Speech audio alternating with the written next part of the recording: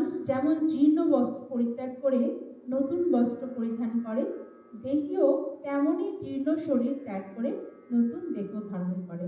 এই কথাটা আমরা অনেকবার ধরেই আলোচনা করেছি। যেসব আমরা আগের দিন ভগবান নিয়ে কথা বলছিলাম না, ভগবান মানে মানে হচ্ছে ভূমি, মানে পৃথিবীর তত্ত্ব। গগন আকাশ তত্ত্ব, বায়ু বায়ু তত্ত্ব, ভগবান হচ্ছে অগ্নি মানে অগ্নি তত্ত্ব, আর মানে নীল জল তত্ত্ব।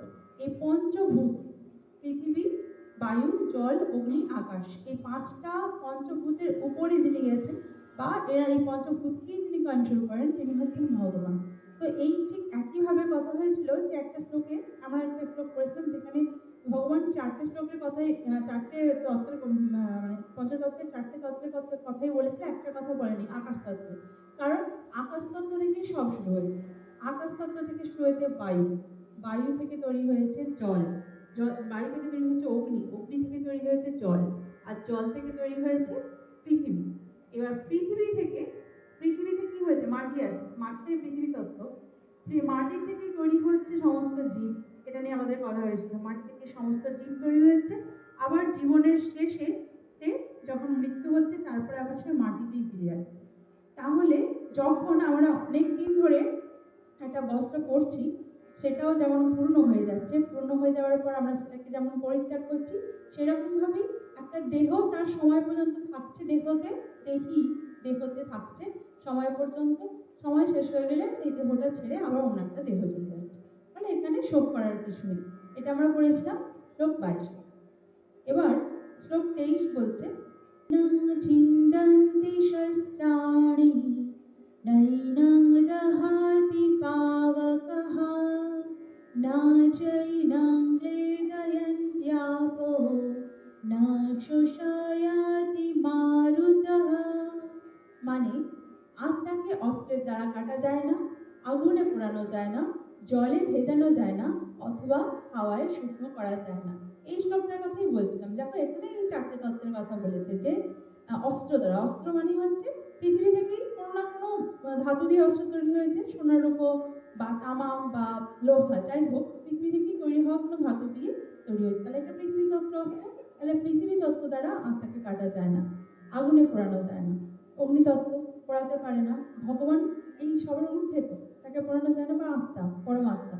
জলে ভেজানো যায় না, জল দ্বারা সিক্ত করা যায় না, অথবা হাওয়া মানে বায়ুতত্ত্ব, বায়ুতে শুকনো করা যায় না। এই পাঁচটার উপরেই আত্মা, এটা বলেছে শ্লোক 23-এ। শ্লোক 24 বলছে, अच्छेद्यहायमादाय अयमाक्लिद्धः शस्य एव च नित्यः सर्वागतः स्थाणुर्जलाहायं सनातनः।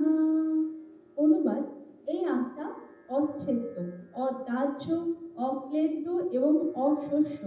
তিনি চিরস্থায়ী, সর্বব্যাপ্ত, অপরিবর্তনীয়, অচল এবং সনাতন।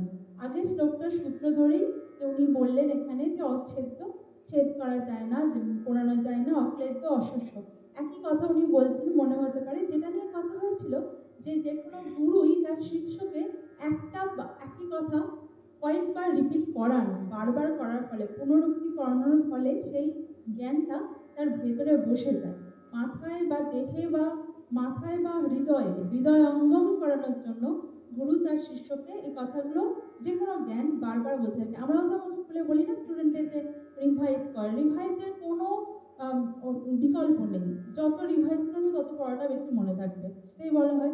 সেইভাবেই ভগবান কৃষ্ণ অর্জুনকে এই কথাটাই ঘুরিয়ে ফিরিয়ে বিভিন্নভাবে বলছেন, যাতে কোথাও ওর মনে কোনো রকম সংশয় না থেকে যায় অর্জুনের মনে।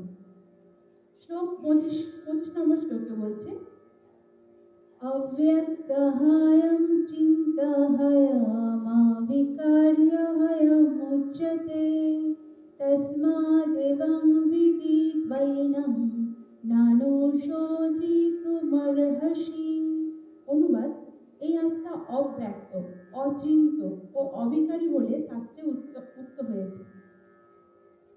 এই আত্মা অব্যক্ত, অচিন্ত ও অবিকারী বলে শাস্ত্রে উক্ত হয়েছে। অতএব আত্মার এই সনাতন স্বরূপ অবগত হয়ে তুমি দেহের প্রতি শোক পরিত্যাগ করো।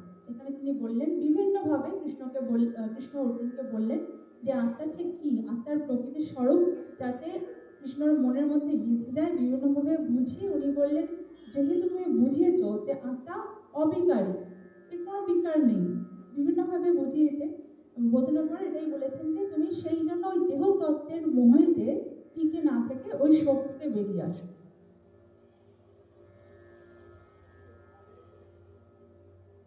শ্লোক 26 নম্বর শ্লোকে বলছে, अथ चैनं नित्यजातं नित्यं वामन्न शेमितं तथापि त्वं महाबाहो नैनं शुचितुमर्हसि।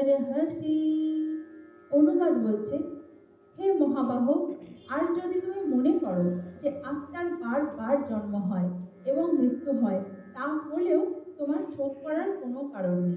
এইবার উনি পুরো এতক্ষণ পর্যন্ত বৈদিক ধর্ম অনুযায়ী উনি কথা বলছিলেন ভগবান।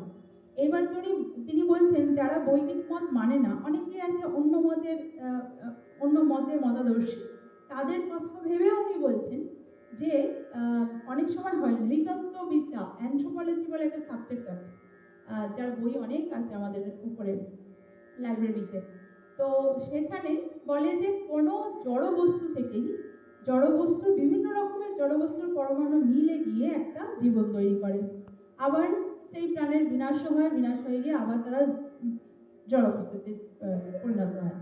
বুদ্ধ ধর্মেও বলে যে আত্মা যখন মারা গেল, মানে দেহ যখনই মারা গেল তখনই আত্মাও শেষ হয়ে গেল, আবার আত্মা নতুন শরীরে জন্ম নিল। এরকম বিভিন্ন ধর্মের অন্যরকম মতাদর্শ থাকতেই পারে। ঠাকুর রামকৃষ্ণ কি বলেছিলেন, ঠাকুর রামকৃষ্ণর মতো সত্যি সত্যিই তাই আমাদের দেখা, বা আমরা তো জানি আমরা এখানকার মানুষ, ঠাকুরের দেশের মানুষ, তো সেখানে আমরা সত্যি ঠাকুরকে দেখে যখন আমরা বাইরের কিছু দেখে বেশি উদ্বুদ্ধ হই দেখি, পরে গিয়ে যখন পুরো পড়াশোনা যদি করা যায়, পুরোরও দরকার নেই, যতটা আছে সেই তার যদি সিন্ধুর মধ্যে বিন্দু ভাগও পড়াশোনা করা হয় ঠাকুরকে নিয়ে, মানে পড়াশোনা বলতে কি, পড়াশোনা মানে একটা চর্চা, আমি পড়াশোনা বলতে শুধু বই পড়ার কথা বলছি না, ঠাকুরকে নিয়ে চর্চা করলে দেখা যাবে ওই যে কোনো সদ্গুরুর কথা হচ্ছিল, ঠাকুর কোনো অংশে কম তো নয়ই, বরং ঠাকুর অনেক অনেক ঊর্ধ্বে। কারণ উনি কোনো মতকে ঘাঁটাননি, ধর্মের সংস্কার করতেই আলাদা করে উনি জানেন, সমস্ত ধর্ম উনি নিজের দেহতে নিজের মন দিয়ে সেই ধর্মটা পালন করেছেন। তোমরা এটা জানো তো, উনি মুসলিম ধর্মের সমস্ত কিছু পালন করেছেন, খ্রিস্টান ধর্ম পুরো পালন করেছেন, মানে ওদের কি করায় না করায় সমস্ত কিছু করেছেন। পরে শেষ গিয়ে উনি বলেছেন যে যত মত তত পথ, মত আলাদা তাই পথ আলাদা, কিন্তু শেষে গিয়ে সবাই এক জায়গায় গিয়ে মিলছেন। এটাই ঠাকুর নিজের জীবন দিয়ে প্রমাণ করে দিয়েছেন। বিভিন্ন ধর্ম মত থাকতেই পারে, কিন্তু শেষ পর্যায়ে যেভাবেই যাও, যদি তুমি ঠিকভাবে যাও, যদি অন্ধকারে না পড়ে যাও, সদ্গুরুর কোনো গুরুর সাহায্য নিয়ে, আর উনি যে ধর্মই পালন করেছেন সব জন্যে কিন্তু একজন গুরুকে উনি নিয়েছেন, তো শেষেতেই একই জায়গায় যাবে। ঠিক আছে, তো সেরকম ভাবেই উনি মানে ভগবান শ্রীকৃষ্ণ অর্জুনকে এখানে সেটাই বলছেন যে তুমি যদি বৈদিক মত নাও মানো, যদি ওই মত মানো যে আত্মার জন্ম, আমরা তখন কি বলছিলাম যে আত্মার জন্মও নেই মৃত্যুও নেই, আত্মা শুধু দেহান্তর করে। এবার উনি বলছেন আত্মার যদি জন্মও হয়, আত্মার যদি মৃত্যুও হয়, তাহলেই বা তোমার শোক করার কি দরকার আছে? এটা জড় পদার্থই ছিল, জীবনে কিছুক্ষণ এসেছিল, আবার জড় পদার্থ হয়ে যাবে, তাই না? তাহলে তোমার শোক করার কি আছে? মানে তুমি যদি বৈদিক মত ধরো, অবৈদিক মত ধরো, কোনো কিছুতেই তোমার শোক করার কিছু নেই।